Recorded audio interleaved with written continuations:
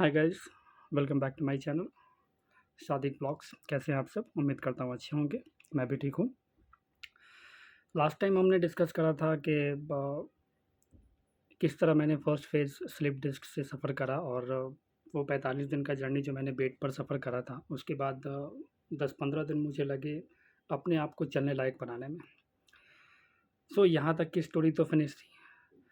अब इस सिचुएशन के बाद मैंने कहा था कि कहानी अभी ख़त्म नहीं हुई है, एक ट्विस्ट और भी है जो मेरे लाइफ में आया और I think it was more than the previous situations. थोड़ा ज़्यादा डिफ़िकल्ट था और अभी चूँकि मैं 45 डेज़ के बेड रेस्ट के बाद जब उठा तो ऐसा नहीं था कि मैं कंप्लीटली ठीक था, मुझे दर्द था और लाइफ में कुछ प्रिकॉशंस लेने थे अपने डेली रूटीन में, जैसे सडन आगे की तरफ नहीं झुकना है, किसी वेट को नहीं उठाना है, तो इस तरह की बातें थी। तो अब मैं बताता हूँ कि यहाँ से मैंने एक ऊपर वाले का करम था और मैंने कुछ अच्छा करा था, इसीलिए मुझे एक और डॉक्टर से मेरी मुलाकात हुई जिनका नाम था डॉक्टर रजनीश कुमार, जो कि एक ऑर्थो और न्यूरो दोनों थे। वो एक न्यूरोलॉजिस्ट है और सर्जन भी है। भई आज के डेट में ना डॉक्टर्स तो बहुत सारे हैं। देखिए, सारे डॉक्टर्स अच्छे ही होते हैं, उनका काम करने का तरीका भी अच्छा होता है, लेकिन जो डॉक्टर आपको सूट कर जाए और सबसे अव्वल चीज़ है कि आप जिस डॉक्टर से मिल रहे हैं, तो हम जैसे लोग ना जो कि पेशेंट्स होते हैं और सफ़र करते हैं, तो सबसे ज़रूरी चीज़ होता है कि डॉक्टर्स हमारे साथ ट्रीट कैसा करते हैं। क्योंकि आधी बीमारी जो होती है वो डॉक्टर से बातचीत के दरमियान ही ठीक होने लगती है और हम पॉजिटिव होते हैं, राइट? तो ऐसा मैंने कई डॉक्टर्स को फेस करा और मुझे नहीं मिला, और उनमें से एक डॉक्टर जो डॉक्टर रजनीश कुमार जिनका मैंने अभी-अभी ज़िक्र करा, वो इतने ही डाउन टू अर्थ डॉक्टर और इतने फ्रेश माइंडेड थे और काफ़ी यंग डॉक्टर भी थे। तो सबसे अच्छी बात ये थी कि वो मेरी पूरी बात को सुनते थे, समय देते थे और उनका ट्रीटमेंट करने का तरीका ज़्यादा मेडिसिन, मार्केटिंग कुछ भी नहीं, बस टू द पॉइंट उन्होंने ट्रीट करा। उन्होंने कहा कि हालाँकि आपने रेस्ट करा है 45 डेज़ का, जिसकी ज़रूरत नहीं थी आप, हाँ, और इस तरह की रेस्ट की ज़रूरत नहीं थी कि आप पूरी तरह से बेड पर एकदम से लेटे रहो, हिलना-डुलना मना है, चलना मना है, ऐसा नहीं था। हाँ, थोड़ा बहुत रेस्ट कर सकते थे, लेकिन चलो जो आपने किया सो किया। बहरहाल उस डॉक्टर रजनीश सर ने मेरी हेल्प की और वहाँ से उन्होंने अपना ट्रीटमेंट उन्होंने ही सँभाला और फिर कंप्लीटली मेरे लाइफ़ को विदिन मंथ दवाई के ज़रिए नॉर्मल किया। और इतना नॉर्मल किया जैसे मान लो मैं भूल ही गया कि मुझे किसी तरह का कोई स्लिप डिस्क और कोई पेन होता था मुझे। तो it was very fantastic time for me. बड़ा मज़ा आया और साल, डेढ़ साल मेरा लाइफ़ बिल्कुल स्मूथली चला। मानो मैं एकदम से नॉर्मल लाइफ़ में चल रहा था। हाँ, लेकिन एक चीज़ थी कि मैं बेल्ट लगाता था।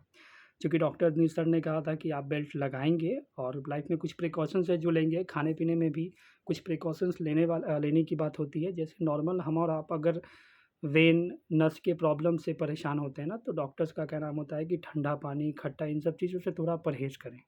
ये सब डॉक्टर्स की अपनी-अपनी राय होती है, डाइट चार्ट होता है, उसे हम फ़ॉलो करते हैं। मैं उस पे बात बाद में करूँगा। तो ये साल, डेढ़ साल का जर्नी मेरा काफ़ी स्मूथली रहा। हाँ, मैं बेल्ट लगाता था, लेकिन बेल्ट लगाते-लगाते मुझे बहुत ज़्यादा कंफर्टेबल फ़ील नहीं हुआ। वो बेल्ट लगाने की वजह से मेरी हैबिट भी थोड़ी-सी अलग हो गई। मुझे ऐसा लगा कि हाँ, अब थोड़ा इस बेल्ट की वजह से मुझे परेशानी हो रही है। पता नहीं ये सच था या नहीं, लेकिन मेरा एक अपना पॉइंट ऑफ व्यू था कि हाँ, शायद इस बेल्ट की वजह से मुझे दिक्कत हो रही है।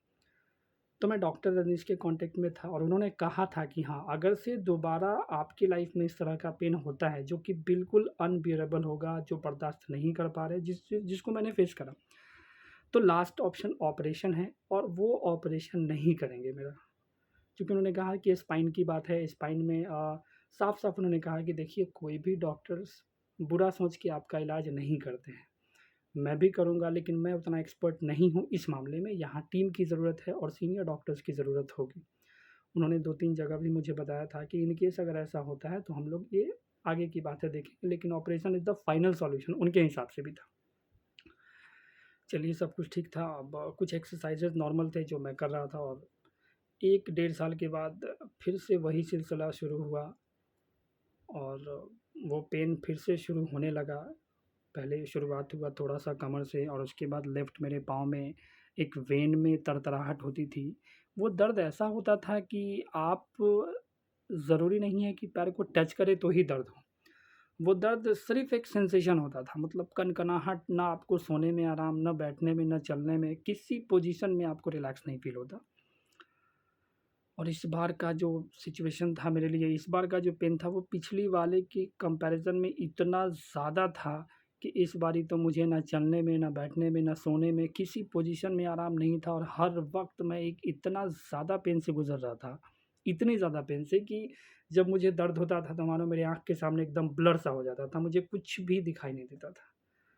इतना ज़्यादा पेन होता था। मेरे घर में जो मेरे फैमिली मेंबर्स थे, सब लोग इतना ज़्यादा परेशान थे बिकॉज़ मेरी एज बहुत ज़्यादा नहीं है, 33 एज का हूँ, एक यंग और फिट-फाट बंदा और सडनली इतना मतलब मजबूर कि मैं चल नहीं पा रहा था। आप यकीन नहीं करेंगे, जो इस बार का जो सेकंड फेज़ का जो मेरा पेन था, मैं खड़े होके खुद से वॉशरूम तक जाने में 10 स्टेप चलने के लिए मुझे 15 से 20 मिनट लगते थे और वो भी सहारे के ज़रिए। मतलब इतना ज़्यादा डिफ़िकल्ट फ़ेज़ था कि मैं बता नहीं सकता था। पता नहीं आप लोगों में से कितने लोग इस चीज़ से सफ़र कर रहे हैं, लेकिन मुझे सबसे यही कहना है कि अगर वाक़ई में आपके साथ इस तरह का कोई भी परेशानी है जिसको डॉक्टर ने ऑपरेशन के लिए कहा है, तो बिल्कुल भी मत घबराइए, पॉज़िटिव रहिए, आप बिल्कुल ठीक हो सकते हैं और कंप्लीटली ठीक होकर के अपने वर्क पे, अपनी फैमिली में फिर से उसी तरह से आ सकते हैं जैसे आप थे, बिना किसी सर्जरी के, बिना बहुत ज़्यादा पैसा खर्च किए हुए। मैं सब कुछ आपको बता रहा हूँ पॉइंट वाइज़, आप प्लीज़ सुनें। और अगर आपको किसी तरह का कोई क्वेश्चंस आपके माइंड में आ रहा हो मेरे रिगार्डिंग, इस बीमारी के रिगार्डिंग, तो आप पूछ सकते हैं कमेंट बॉक्स में आकर के। तो इस बार वाले पेन से जब मैं दोबारा डॉक्टर रजनीश सर के पास गया तो उन्होंने कहा कि ठीक है, उन्होंने ट्रीटमेंट करा। मैंने कहा कि बहुत ही ज़्यादा पेन है सर, बिल्कुल ही बर्दाश्त नहीं हो रहा है। मतलब वहाँ तक जाने के लिए तो मैं सोच नहीं पा रहा था। मतलब मैं कैसे-कैसे गया स्ट्रेचर के ज़रिए वहाँ तक। स्ट्रेचर पे मुझे ले जाया गया वहाँ। अ, समय बहुत अच्छा नहीं था, बहुत ज़्यादा इमोशनल था, लेकिन जाना पड़ा। वहाँ जाने के बाद उन्होंने दवा वगैरह जो पेन किलर चलाना था अपने हिसाब से डोजेज़ चलाया और उनके हिसाब से 1 सप्ताह में ये कंट्रोल हो जाना था। इतना कंट्रोल हो जाना था कि मैं कम से कम चल सकूँ, थोड़ा बहुत दर्द बर्दाश्त कर सकूँ। लेकिन पोज़ीशन कहते हैं ना कि दिन दुगनी रात चौगुनी बढ़ता चला जा रहा था। पता नहीं किस तरह की तरक्की इस पेन में हो रही थी और पोज़ीशन काफ़ी बुरा होने लगा। इनफैक्ट कि आप यकीन नहीं करेंगे, मुझे 2 दिनों में 25 सुइयाँ लगी थी, सिर्फ़ मेरे पाँव में और कमर में। इन 2 दिनों में 25 सुई में तो डॉक्टर्स के हिसाब से था कि 100% 90% रिलीफ़ तो होना ही होना है, इंस्टेंट। लेकिन ताज्जुब की बात है कि उसका भी मेरे ऊपर कोई इफ़ेक्ट नहीं पड़ा और सिचुएशन और भी ज़्यादा बिगड़ने लगा। डॉक्टर्स के हिसाब से उन्होंने मुझे कहा कि शायद लगता है आपका डिस्क जो है वो डिसलोकेट हो गया, मतलब अपनी जगह से हिल करके कहीं और चला गया और नस को बहुत ज़्यादा दबा रहा है, जिसकी वजह से सप्लाई बंद है नस में और पेन इतना ज़्यादा है। उन्होंने कहा कि अब लास्ट ऑप्शन तो ऑपरेशन ही है। आप किसी अच्छे डॉक्टर के पास, उन्होंने 2-3 नाम भी दिया, पटना में एक सीसरो करके कोई हॉस्पिटल है। तो मैंने, चूँकि मैं एक पेशेंट था, बैठे-बैठे घर पे मैं भी हर वक़्त प्लानिंग करता था कि क्या करूँ, नेक्स्ट कहाँ जाना हो। चूँकि रजनीश सर ने भी बताया था कि अब आगे तो कुछ ना कुछ करना ही पड़ेगा ऑपरेशन के रिगार्डिंग। तो मैं थोड़ा बहुत जब चलने लायक थोड़ा बहुत अपने आप में ठीक महसूस किया तो बेल्ट वेल्ट लगा के थोड़ा पेन किलर खा के बैठ के गाड़ी में गया सीसरो के लिए, जहाँ उन्होंने प्रिस्क्राइब करा था कि एक बार वहाँ आप देखे जाके। भाई मैं सीसरो में गया, I was not satisfied there. Doctor से मेरी बात हुई, उन्होंने सडन बिना कुछ देखे समझे कहा कि ऑपरेशन होगा, जो कि मेरे लिए बिल्कुल भी मैं आगे इस बात से नहीं बढ़ सकता था बिकॉज़ ऑपरेशन, ठीक है, मैं ये नहीं कहता कि ऑपरेशन नहीं कराऊँगा, किसी कीमत पर नहीं कराऊँगा, कोई उपाय नहीं, ऑपरेशन कराऊँगा, बट ऑपरेशन हमेशा हमारे लाइफ़ में एक लास्ट ऑप्शन होना चाहिए। जब लगे कि हम किसी तरह से ठीक नहीं हो सकते हैं, तो ऑपरेशन लास्ट ऑप्शन होना चाहिए। बिकॉज़ मैंने इतना ज़्यादा यूट्यूब पे सर्च करा था, डॉक्टर्स का देखा, बहुत सारे पेशेंट्स का देखा, जैसे मैं आज वीडियो बना रहा हूँ, बहुत सारे पेशेंट जो ऑपरेशन के बाद भी वीडियो बना रहे थे। तो उन्होंने बताया कि ये जो रेशियो है ऑपरेशन का, ये 70-30 का होता है। मतलब ज़रूरी नहीं है, अगर आप 10 ऑपरेशन के पेशेंट्स को देखते हैं तो 10 में 7-8 तो फेलियर ही होते हैं। अब ये फेलियर का मतलब ये नहीं है कि वो ऑपरेशन हुआ और वो खड़े नहीं हो पा रहे हैं। फेलियर का मतलब ये है कि ऑपरेशन हुआ भी और 6 महीने वो ठीक है, फिर 6 महीने साल भर के बाद फिर से उसी सिचुएशन में आ गए जैसे वो पहले थे। तो इसे हम फेलियर ही समझेंगे और बाकी जो 2% की मैं बात कर रहा हूँ, जो 10 में 7-8 जो फेलियर हुए, बाकी जो 2 हैं वो चलो ठीक है। लेकिन जब आप एक पेशेंट की तरह चीज़ों को सर्च करते हैं, देखते हैं, और ऑपरेशन एक बहुत बड़ा डिसीज़न होता है, तो आप एक भी नेगेटिव पॉइंट कहीं से सुनते हैं तो लगता है कि नहीं, ये लास्ट की बात है, आप बेहतर से बेहतर जगह जाना चाहते हैं। खैर, अब मेरे पास कोई भी ऑप्शन नहीं था और मैंने सोचा कि ठीक है, क्योंकि दर्द इतना ज़्यादा था, मैं रोज़ 3-4 पेन किलर खाता था, रात को नींद गायब थी, नींद पड़ने के लिए मैं नींद की दवाइयाँ लेने लगा, और बहुत ही ज़्यादा अब स्ट्रेस था मेरी लाइफ में कि मालूम नहीं अब क्या करना है, कैसे आगे बढ़ेंगे, कुछ समझ में नहीं आ रहा था सर ये। तो अचानक से जब मैंने डिसीजन लिया फाइनली कि चलो थोड़ा हिम्मत करके कि अब कोई ऑप्शन ही नहीं है, तो इस ऐसे भी नहीं चल पा रहा हूँ, ऑपरेशन के बाद भी अगर नहीं चलूँगा तो भी कोई बात नहीं, चलो रिस्क तो लेना पड़ेगा। तो मैं ऑपरेशन के लिए रेडी हुआ। जहाँ तक मैंने एक्सपेंस की बात करी थी, हर स्टेट में हर जगह डॉक्टर पे डिपेंड करता है कि आप कौन से डॉक्टर से कौन से स्टेट में, कौन से सिटी में, कौन से हॉस्पिटल में जा रहे हैं, जिसकी कीमत लगभग 85-80 हज़ार से लेकर के 7-8-10 लाख तक भी होते हैं। तो ये निर्भर करेगा कि आप कौन से हॉस्पिटल में, कौन से डॉक्टर, कौन से सिटी में दिखा रहे हैं। मैंने 2-3 डॉक्टर, जैसे डॉक्टर मैचंद हो गए, इन सब के बारे में भी मैंने देखा था। तो फाइनल डिसीज़न बना ही रहा था, तो अचानक से मुझे चारों तरफ से पता चलते-चलते मैंने जब पता किया तो मुझे वेलोर के बारे में पता चला। वेलोर जो कि चेन्नई में है और सीएमसी के नाम से पॉपुलर है, सीएमसी मतलब चेन्नई मेडिकल कॉलेज। तो मुझे ये मालूम था कि हाँ, वेलोर में, चेन्नई में जो सीएमसी की बात हम करते हैं, वहाँ कहीं न कहीं सक्सेस रेट पूरे इंडिया में सबसे अच्छा होता है। तो मुझे लगा कि नहीं, अब कराना ही है तो वहीं के लिए फिर विज़िट किया जाए। फिर मैंने सारा प्लानिंग सोचते समझते हुए, फैमिली से डिस्कस करते हुए, और इसमें मेरी वाइफ़ ऑब्वियसली हर वक़्त हर डिसीज़न में मेरे साथ थी और पॉज़िटिव थी हर वक़्त कि नहीं आप ठीक हो जाएँगे। तो हमने हर हिसाब से अपनी तैयारी कर ली और ऑनलाइन हमने अपॉइंटमेंट बुक करा वेलोर से। और मैं आपको दिखाऊँगा कि मैंने अपॉइंटमेंट जो बुक करा वो मेरे पास इसी मंथ का था कि हाँ, चलो डॉक्टर से मिला और मैं फुल्ली प्रिपेयर्ड हो गया मेंटली भी। और सब तरफ से सब कुछ था ही कि हाँ, चलो अब ठीक है, ऑपरेशन ही करना है। लेकिन यहाँ पे एक ट्विस्ट आता है मेरी लाइफ में। देखिए, मंथ में मेरी जो 1 जुलाई की बात मैं कर रहा हूँ, 1 जुलाई 2024, राइट? तो मेरा अपॉइंटमेंट था सीएमसी में, चेन्नई मेडिकल कॉलेज वेलोर में, डॉक्टर से मिलना, और obviously I was totally prepared mentally, physically for operation.